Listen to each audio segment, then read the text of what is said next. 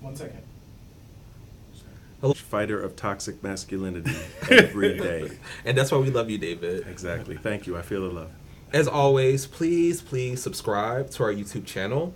And if you're watching, could you just click the little thumbs up so that we can continue to bring this message to our communities. So this evening we are discussing, I think, a very, very difficult topic.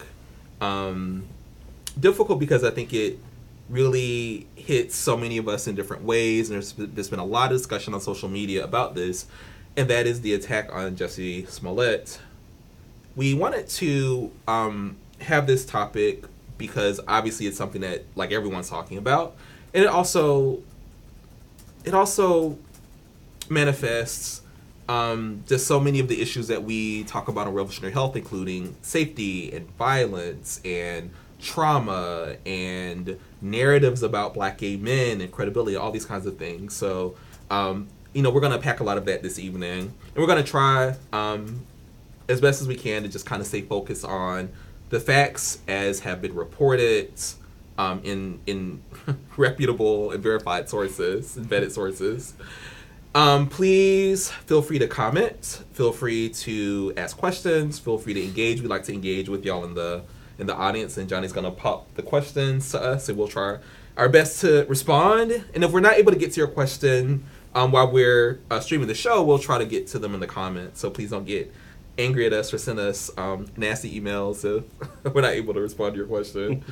Finally, please make sure that you follow us on Twitter at Building Desire. Follow us on Facebook, and we're also on Instagram too. So just make sure it's Facebook. It's facebook.com/thecounternarrative. And also check out our website, which is thecounternarrative.org, and join our email list. So that's a lot of intro. So please check us out. So why don't we just jump in? We're having a little discussion before the show started, before we started filming, just about things, some information. So why don't we just jump in? So do you want to just start with what do we know? What happened? What do we know that happened? Damien? Well, I mean, we have to acknowledge that there is still late-breaking information coming out about the incident.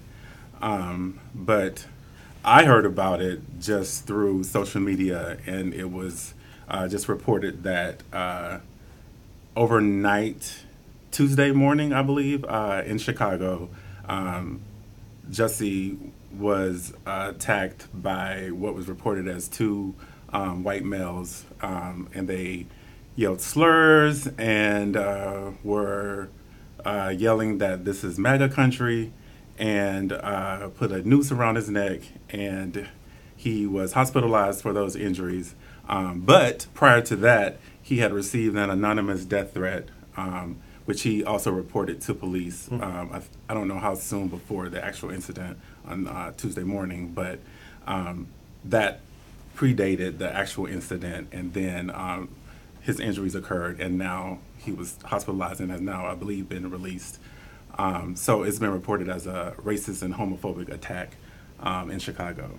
And those are the facts that I think we know. I think right before we started, we also heard that Chicago police have identified some persons of interest, and that's just where we're at right now.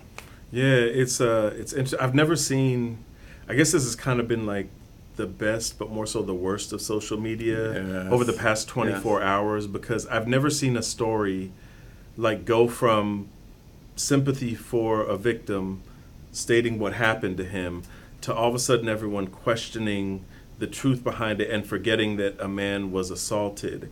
And so we asked the police to take off their body cameras. A friend said not to release a statement. Like all this other stuff was kind of flowing around. And I think we all got distracted with our implicit biases, and I'll, acknowledge mine as well, kind of going back and forth to figure out what's happening. But some people, it seemed like everyone would either side with him as a victim. And what was glorious to me, I think I saw a swell in a movement on social media and around the country of support for him.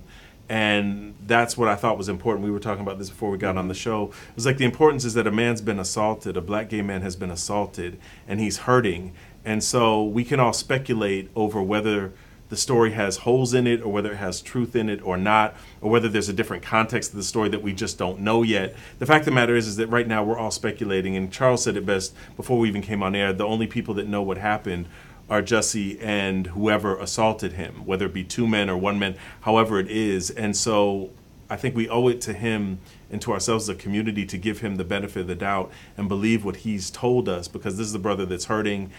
He's an activist. He does a lot of great work in the Black gay community. I was just at the Black Gays Institute Heroes in the Struggle Awards, and he was just phenomenal as a host and really an activist, and I think he walks the walk, and so that's why you're seeing a lot of the outpouring, because a lot of people know him.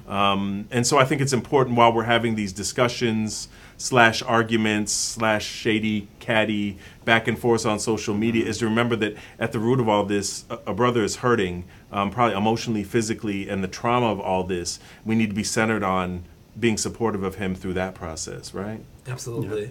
And for folks, our viewers, if you've had experiences supporting friends and loved ones who've experienced homophobic violence, if you yourself have ever experienced, if you would be open to sharing maybe some of those insights. So I think there's just a lot that we don't know about, like what happens when you are assaulted. Like, it's a very traumatic experience, and so the level of the demands of him it just seems baffling. And also kind of wonder, is there just something about the culture that we live in where we're just not inclined to believe Black people, not inclined to believe Black victims. Like, we immediately have to start poking holes in it and immediately start having to. But I see we have a few comments. I see John Jordan. Hey, John. Black folks, no doubt. I can't read that. Black folks, no doubt, should. I'm sorry, John. What's the comment say? It just says the comments are. It just says Black folks, no doubt. Black folks, no doubt. That's it. Okay. Can we just talk a little bit more? So, how should Black gay men be reading what happened? Like, I know there's been a lot of commentary from lots of folks. I know we kind of joked about the sort of lack of intersectionality, right? Like, so there, Black folks, especially Black men, that are like, oh, racist crimes, blah, blah, blah. And then, white folks that are like, oh, it's homophobia, But we know that they can both party together. They both enter. So how do you think as Black gay men we should be thinking about this? How do we make sense of this? It's heavy. It is heavy, particularly, when there are other instances where our brothers are being also murdered, and recently in the news as well. It's just one of those moments where you're just consistently reminded of, as much as you want to put love out into the world, instances like this remind you that sometimes it's just not a safe space. And I think that is a reality on one hand, because we have incidences like these that have been occurring recently.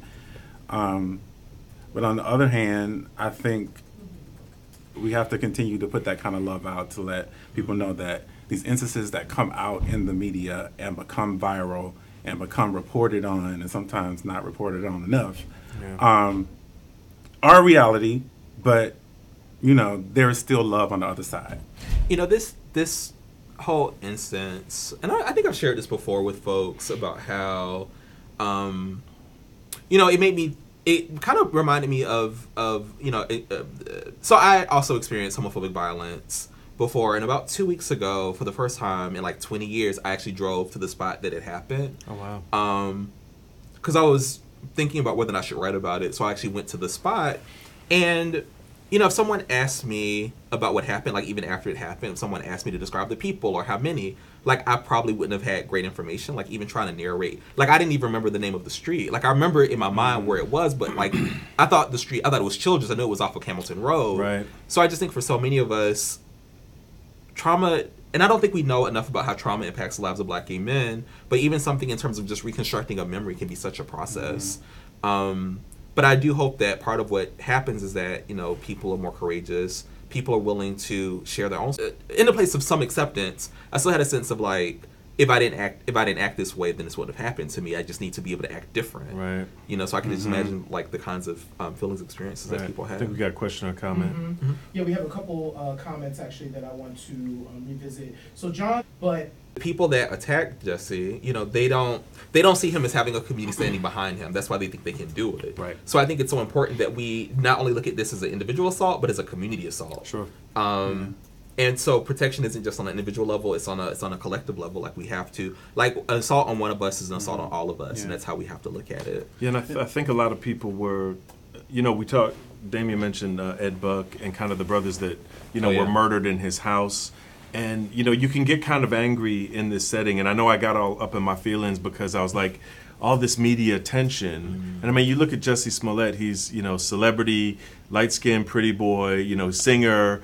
So, you know, a lot of people say, well, oh my God, if it can happen to him, it can happen to all of us. And none of that kind of privilege of wealth, you know, whatever colorism status he has, all this kind of other stuff, he can still get attacked and have this happen to him. And then we're also second guessing, well, what about these brothers that were murdered in Ed Buck's home? And it's natural to kind of come to that. I do think what it does is it brings greater attention to it. And the one thing that I was encouraged by was kind of, because when I saw a video from Steve Harvey, I was like, what the fuck? Yeah. Steve Harvey is actually sending out... Steve Harvey sent a video? Steve Harvey did a video late last night sending out kind of warm wishes and condemnation. And I mean, he did it in kind of the Steve Harvey way, like, whatever your sexuality... like He did not say that. He said something, but he was